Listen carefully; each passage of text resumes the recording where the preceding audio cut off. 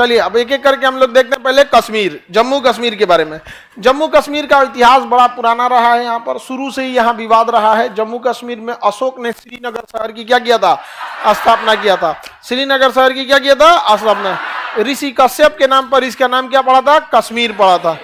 क्या पड़ा था, कश्मीर। एक समय था यहाँ पर अलग अलग लोगों का शासन हुआ करता था। एक समय में यहाँ पश्तून दुरानियों का शासक था। पश्तून दुरानी से इसमें सिख शासकों ने कब्जा कर लिया, तो ये किसके पास चला आया, सिख शासक से। सिख शासकों को हरा दिया अंग्रेजों ने, तो कश्मीर पर किसका आ गया, अंग्रेजों का। अंग्रेजों ने कश्मीर को बेच दिया, डोगरा शासकों को बेच दिया। लो कश्मीर खरीद लो। अंग्रेजों ने किसको बेच दिया, डोगरा शासक। तो यहाँ शासन किसका हो गया, डोगरा शासकों का। किसका शासन हो गया, डोगरा शासन। तो कश्मीर का अंतिम राजवंश डोगरा शासन। अंतिम राजा थे हरि सिंह। राजा का नाम क्या था, हरि सिंह। हरि सिंह। अब कश्मीर के राजा हरि सिंह थे, ये उतना दिमाग वाले नहीं थे। इनका मंत्री जो था बहुत समझदार था, नाम था उसका शेख अब्दुल्ला। शेख अब्दुल्ला। प्रधानमंत्री इनका सलाहकार कौन था, शेख अब्दुल्ला। अब जब देश आजाद हुआ तो अंग्रेजों ने भारतीयों से कहा कि देखिए जितने भी छोटे छोटे राजा हैं वो या तो भारत में मिल जाए, या मन कर रहा है तो पाकिस्तान में मिल जाए, या मन कर रहा है तो क्या करे, अपना देश बना ले। सोचिए अंग्रेज सब, भारत है यहाँ, आजाद करके जाओ ना यहाँ से, आगे बढ़े। तो बताइए हरि सिंह के प्रधानमंत्री कौन थे, शेख। हरि सिंह को इन्हें कहा था अपना अलग देश बनाइए, कश्मीर क्या रहेगा, अपना देश बनेगा। बताइए धर्मशाला बना रहे हो लोग। देश बनाने के लिए इतना नॉर्मल चीज होता है, केवल जमीन का टुकड़ा थोड़ी चाहिए, उतना आपके पास सक्षम वातावरण होना चाहिए, सेना होनी चाहिए, अर्थव्यवस्था होनी चाहिए। सेब बेच के देश बना लेंगे। कश्मीर में पर्यटन, सेब, ड्राई फ्रूट और कौन चीज होगा ज्यादातर यहाँ पे, नहीं समझे। तो हरि सिंह ने चढ़ा दिया। अब हरि सिंह साइने नहीं करे, सरदार पटेल कहे हरि सिंह को कि साइन कर ले भाई, क्या कर दो, साइन कर दो। अच्छा अंग्रेज जब इतना खच रहा था, सब देश आजाद हो गया 1947 में, देश आजाद हो गया 1947, लेकिन सेनापति अंग्रेज का था। सेनापति किसका था, अंग्रेज। कहा कि जब तक आप संविधान नहीं बनाएंगे सेनापति किसका रहेगा, अंग्रेजों का ही रहेगा। अब सेनापति कानून के हिसाब से चल रहा था। सरदार पटेल ने कहा कि हमला कीजिए, कश्मीर हमारा होगा। तो कहा कैसे कर देंगे आप, साइन करके देगा, हम अभी हमला कर देंगे। हरि सिंह साइन नहीं कर रहा था। जिन्ना के पास भी जो सेनापति था वो भी कौन था, अंग्रेज। जिन्ना ने भी कहा कि हमला करो इस पे। कहा हमला कैसे कर दे, हरि सिंह साइन करके देगा, कश्मीर पाकिस्तान में मिलेगा तो हम हमला कर देंगे। यानी दोनों के पास बराबर मामला था। लेकिन जिन्ना ने क्या किया, एक गलत सहारा लिया। उसने कहा कि कुछ लोगों को चढ़ा के का बंदूक दिया, हथियार दिया, कहा जाको मारो कश्मीरियों को। न्यू ही खराब हो गई, क्योंकि जब आप किसी को बंदूक चलाना सिखा देते हैं तो फिर वो लाइफ टाइम बंदूकें चलाएगा। शेर को जब मांस लग जाता है तो खिचड़ी नहीं खाएगा वो। हम लोगों ने क्या किया, ये इंसानियत बनाया, और उसने क्या किया, हमला कर दिया। और यहां जब आप हमला करने किसी को इलीगल भेजते हैं ना, तो कहेंगे एक आदमी को मारने के लिए तो 10 आदमी को मार देगा। सेना अगर हमला करेगी तो मार के काम खत्म होगा, लौट आएगी। नॉर्मल आदमी को भेजा, मार देगी, उसका दुकान शटर तोड़ देगी। सोना का दुकान है, लूट यहाँ। एथिक्स खत्म, मोरल खत्म, कोई कंट्रोल करने वाला नहीं रहेगा, लूट खसोट ज्यादा हो जाएगा। जबकि बाकी में ऐसा नहीं होता है। आप ही लोग को पुलिस बंदूक दे दिया, कहा जाए कि पूरे शहर की सुरक्षा व्यवस्था आपके हाथ में, रात में तुम ही लोग ताला तोड़ने लगेगा। नॉर्मल पुलिस रात भर आपका दुकान किसके भरोसे बंद रहता है, पुलिस का। कभी सोचे जिस दिन वो चाह देगी क्या होगा, एक सड़क पे 2 जीप उधर 2 जीप इधर, भाग यहां से, रास्ता खाली हो जाएगा। लेकिन आप कितनों गरिया लीजिए पुलिस को, लेकिन अल्टीमेट आप उन्हीं के पास जाते हैं। सोचिए आज हम लोग आवाज उठाते हैं पुलिस के ऊपर, आधा घंटा लग गया पुलिस को आने में। भाई आपके घर से पुलिस स्टेशन जितना दूर है ना, पुलिस स्टेशन से आपका घर भी उतने दूर है। तो हर इधर से कौन घुसा दिया, सेना, जिन्ना। सेना घुसाया कि आतंकवादी, सबको आतंकवादी ने जमीन कब्जा किया ही, लोगों का सामानों लूटने लगे सब। हद तब हो गया जब वहां वो हमला करते थे सब ना, तो इतना एरिया कब्जा किए, तो वहां महिलाओं को लेके, लड़कियों को लेके जाने का हम ब्याह करेंगे। आगे बढ़ा ना तो एक और लड़की दिखी तो एक से कर लेंगे हम। लूट खसोट इतना रद्द कर दिया, इतना तबाह कर दिया कि हरि सिंह कहा कि भाई अब हमरो यहां से उठा मत ले जाए दिख। तब हरि सिंह भागे भागे आए सरदार पटेल से मदद मांगने, नेहरू से। नेहरू जी हमारी मदद कीजिए, तो क्या जरूर करेंगे। सरदार पटेल कहे जरूर करेंगे, पहले साइन कराइए करा से। ढेर होशियार बन रहा था तो साइन किया, मैं भारत में विलय करता हूं। तो भाई हरि सिंह का तो एरिया ये पूरा है ना, ये पूरा एरिया है। और जब उन्होंने साइन किया, मतलब पूरे के लिए साइन किया, लेकिन जब तक वो साइन किए अक्टूबर में आके साइन किया। आजादी मिली थी कब? अगस्त में। अगस्त, सितंबर, अक्टूबर, लास्ट अक्टूबर, 26 अक्टूबर को जाके कर रहा है। बताइए, अक्टूबर खत्म करके 26 अक्टूबर को कर रहा है। 3 महीना में कितना हमला हो जाएगा समझ रहे हैं आप लोग यहाँ पे? तब तक इतना एरिया कब्जा कर चुका था। तब हरि सिंह आए। तब कौन गया? हरि सिंह साइन किए और कहे बचा लीजिए। तब सरदार पटेल ने साइन कराया और सरदार पटेल जो गृह मंत्री थे तुरंत जाके अंग्रेजों की सेनापति को दिए, ये देखिए अब साइन हो गया, अब तो हमला करेंगे ना, अब आप स्वतंत्र हैं, अब हमला कर सकते हैं। तो जवाहरलाल नेहरू प्रधानमंत्री थे, सरदार पटेल, ब्रिगेडियर उस्मानी को भेजा गया। किसे भेजा गया?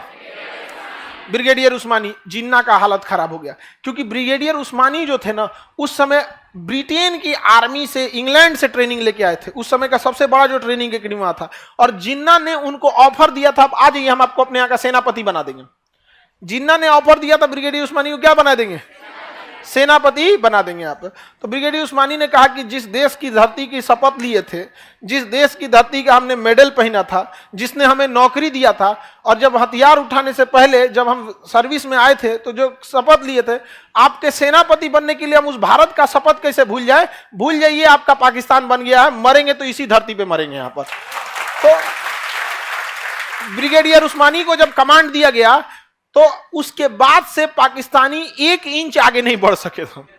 1 इंच आगे पाकिस्तानी नहीं बढ़ सके। यहां से पूरी तरह से ब्रिगेडियर उस्मानी ने क्या किया? सेना बिछा दिया और पाकिस्तानियों को खदेड़ना चालू कर दिए यहां पर, और पाकिस्तानी सबको पीछे ढकेलने लगे। नौशेरा एक जगह है कश्मीर में जहां पाकिस्तानियों ने अपना गढ़ बना लिया था और वहां पूरा गोदाम बना लिया था गोला बारूद का, और नौशेरा में पूरे ब्रिगेडियर उस्मानी 1 दिन में कब्जा कर लिए, गोदाम वोदाम सब उड़ा दिए, भाग गया सब पाकिस्तानी का। यही हथियार का यूज करो यहाँ पे।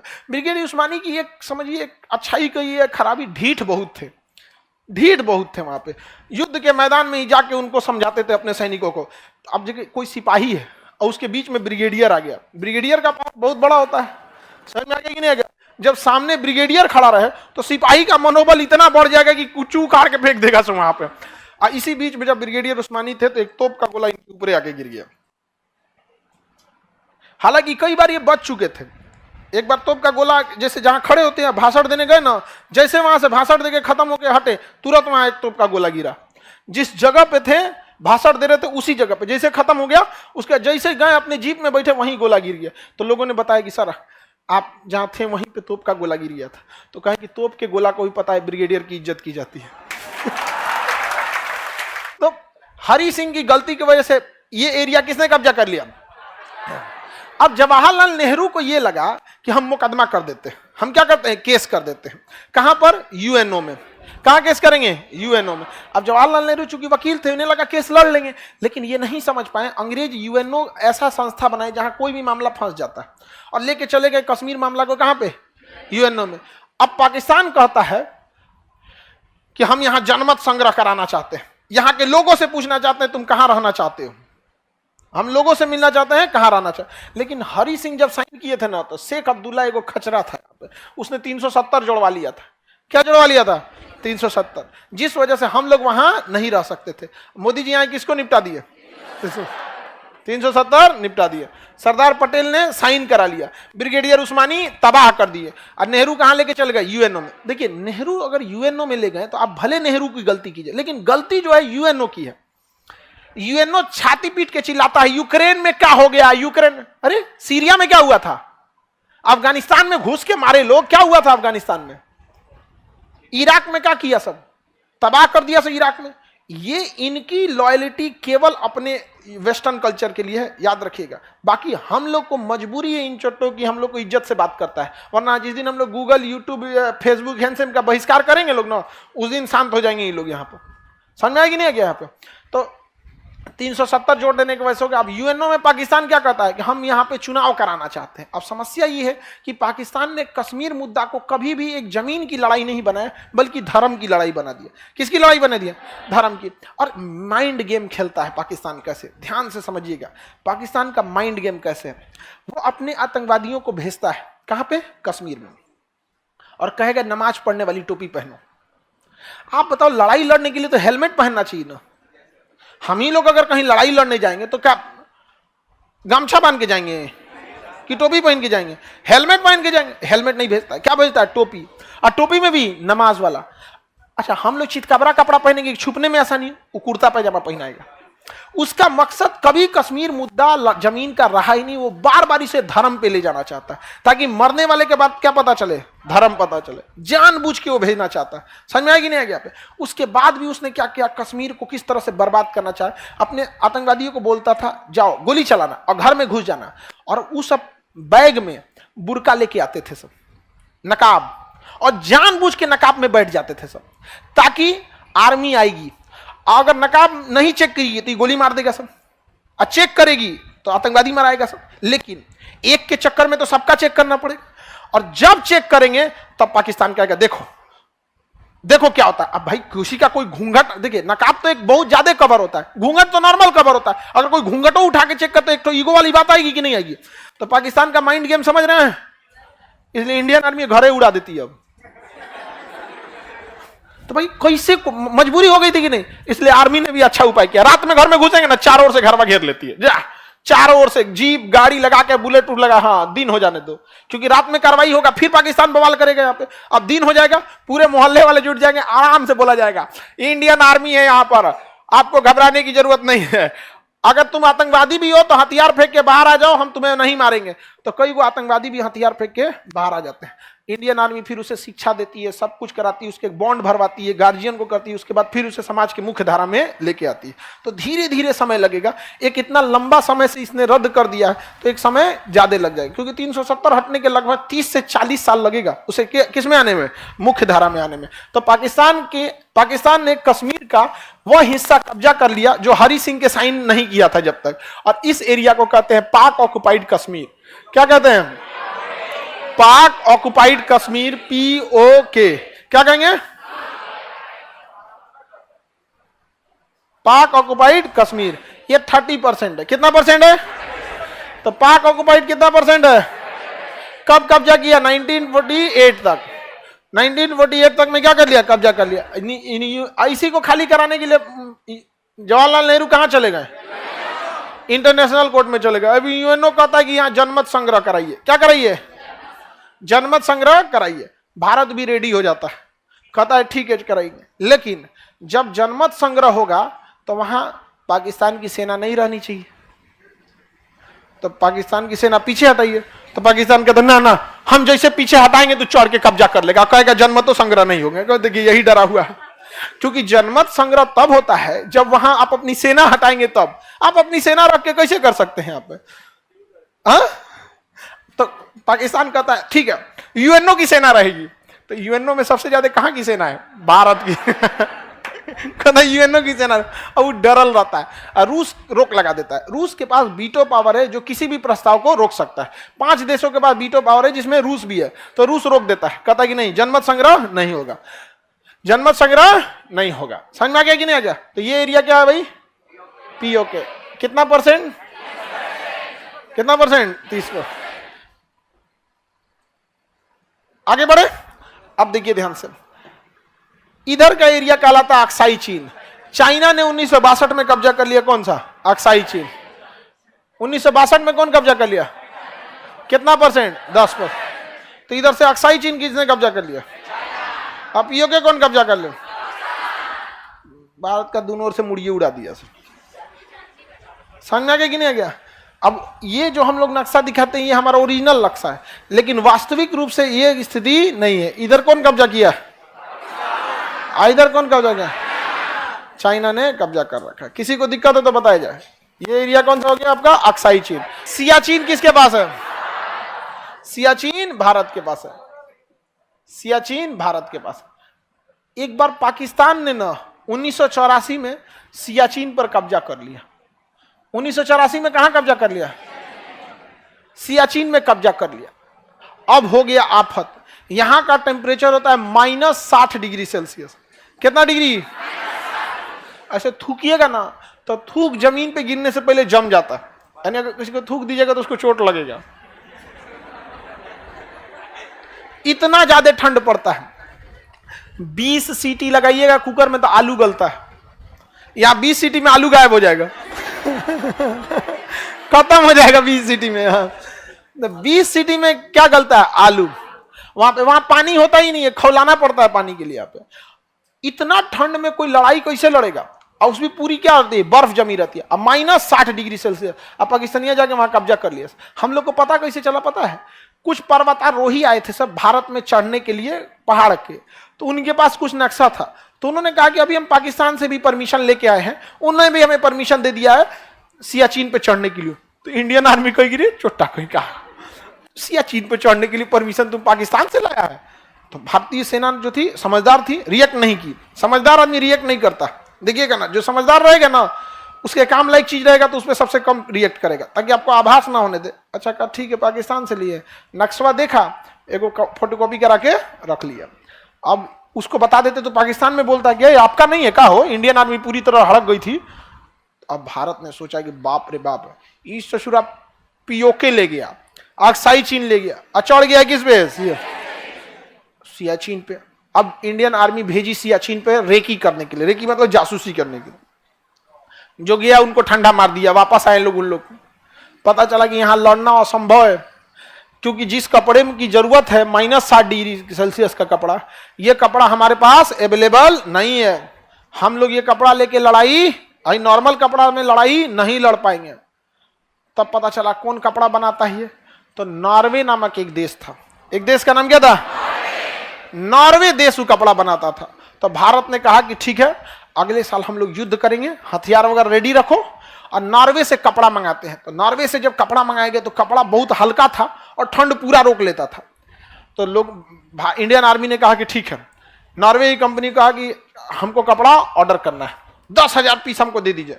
तो नॉर्वे ने ले लिया टेंडर, लेकिन कहा कि हम आपको 2 साल तक नहीं दे पाएंगे, क्योंकि अभी हमारे पास ऑर्डर बहुत ज्यादा है। तो भाई किसी कंपनी के पास ऑर्डर ज्यादा रहता है। तो इंडियन आर्मी ने रिक्वेस्ट कहा कि हमको अर्जेंट बेसिस में चाहिए, हमको दे दीजिए। तो उसने कहा कि देखिए हमें जो पहला भी ऑर्डर आया ना वो भी अर्जेंट बेसिस का है, पाकिस्तान का। तो इंडियन आर्मी यहाँ में ये कौन सी कर दिया रहे तुम यहाँ, अब तो पगला गए हम लोग, क्योंकि उसके पास कपड़े पहले से थे उसके पास, और एक्स्ट्रा मंगा रहा था कौन, पाकिस्तान। अब इंडियन आर्मी कहेगी 1 साल अगर रुकेंगे ना तो पहले ऑर्डर किसको मिलेगा, पाकिस्तान को, सियाचिन हाथ से निकल जाएगा। इंडियन आर्मी अपने जवानों को बुलाई जो सबसे सशक्त थे, और पूछी कि देखिए हमारे पास ये हकीकत है कि जिन कपड़े हमारे पास है उसमें हम लोग सरवाइव करना बड़ा मुश्किल है, यानी अगर जाएंगे 10 लोग तो 5 आदमी तो बीमार पड़ जाएंगे ठंड से। क्या आप लड़ सकते हैं? स्थिति ऐसी है कि अगली साल नामुमकिन हो जाएगा। तो इंडियन आर्मी के जवानों ने कहा कि हम बिल्कुल लड़ेंगे, इसी कपड़ों में लड़ेंगे, और आगे से चढ़ाई कर देते हैं। तो 1 साल वेट नहीं किया गया, जबकि अगले दिन ही चढ़ाई के लिए भेज दिया गया। यहाँ पे डर इस बात का था, पता है क्या है, हमारे सैनिक बीमार पड़ रहे थे, ठंड थी, और वो वहां पहले से थे। अगर पता चल जाता कि इंडियन आर्मी जा रही है तो फिर उनको लिए जीतना एकदम इजी था, क्योंकि पहले से स्टैंड लिया था, मार देते यहाँ पे, और कुछ नहीं करना है, बम का गोला मारते, बर्फ गिरता, भूस्खलन होता, पूरा पहाड़े घसक जाता वहां पे। तो इंडियन आर्मी करे तो क्या, तो कहा गया कि आप लोग जब जाइएगा चढ़ाई कीजिएगा ना, तो सफेद कपड़ा दिया गया, पूरा कपड़ा रहता था ये वाला ठंड वाला, और सफेद जैकेट दे दिया था, दस्ताना भी सफेद, सब चीज सफेद, मास्क भी सफेद, ठंड से बचाना होता ना, चश्मों का खोलवा जो रहता तो वो कौन चीज सफेद, सब चीज सफेद। और चलते तो लोग बर्फ में सफेद तो पता ही नहीं चलता था, दिख भी नहीं करता था यहाँ पे। लेकिन उनको सख्त आदेश दिया गया था कि आप रेडियो पे बात नहीं करेंगे, क्योंकि जैसे रेडियो पे बात करेंगे ना उसकी फ्रीक्वेंसी सुनाई देने लगती है, उसकी फ्रीक्वेंसी क्या करती है, सुनाई देती है। क्योंकि अगर आप जैसे अभी कोई वायरलेस पे बात कर रहा होगा ना रेडियो पे, आपके पास भी अगर वायरलेस वाला होगा ना एंटीना, अगर उस फ्रीक्वेंसी पे ले जाएंगे तो आपको भी बतिया सुनाई देने लगेगा। कहा कि इस पे मत रहना वरना पाकिस्तानी सुन लेंगे। सोचिए इंडियन आर्मी को कितनी तकलीफ हुई होगी कि उस दुर्गम परिस्थिति में जाना है जहां कपड़े भी उस लायक नहीं है, लड़ाई भी लड़ना है, बीमार पड़ गए तो रेडियो पे भी नहीं बता सकते, समझा कि नहीं। अब जब वहां पहुंचे कारगिल की लड़ाई एकदम सियाचिन पे, तो रास्ते में बहुत सारे लोग बीमार पड़ गए, लेकिन कैसे भी करके टेंट लगाया गया। टेंट लगाने से थोड़ा सा ठंड बच जाता है, हवा वगैरह, टेंट लगा के आराम कर रहे थे लोग। एक सिपाही था जो बाहर संतरी की ड्यूटी कर रहा था, क्योंकि एक आदमी जगता है बाकी सब लोग सोए रहते हैं, और जब वो जगते हैं तो उसको लोग सुला देते हैं। रात 2 बजा ना, तो उसमें एक चुनमुन पांडे था, हाँ चुनुन पांडे, जो संतरी का ड्यूटी कर रहा था। उसको अचानक से दिखाई दिया ना कुछ सैनिक आ रहे हैं, अब करे क्या करे, कुछ सैनिक आ रहे हैं तो देखा कि कुछ सैनिक आ रहे हैं तो सोचा उठाने के लिए, तब तक देखा कि उधर से सैनिक फायरिंग पोजीशन पे हैं, तो इधर से चुनमुन पांडे ने क्या कर दिया, गोली चला दिया। और जब गोली चलाया तो उधर से भी क्या चलने लगी, गोली चलने लगी।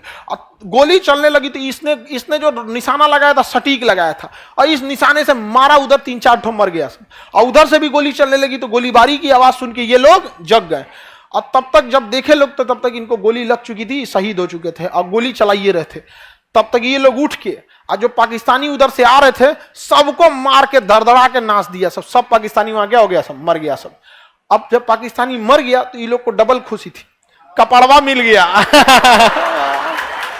सच नहीं, ठंडा में कांप रहे थे यहाँ पे, समझ में आ गया कि नहीं। जबकि एक हमारा जवान क्या हो गया, शहीद हो गया। लेकिन सोचिए अगर वो लोग गोली चला देता और शहीद हो जाता तो इन लोग को सोए में आके गोली मार देता सब।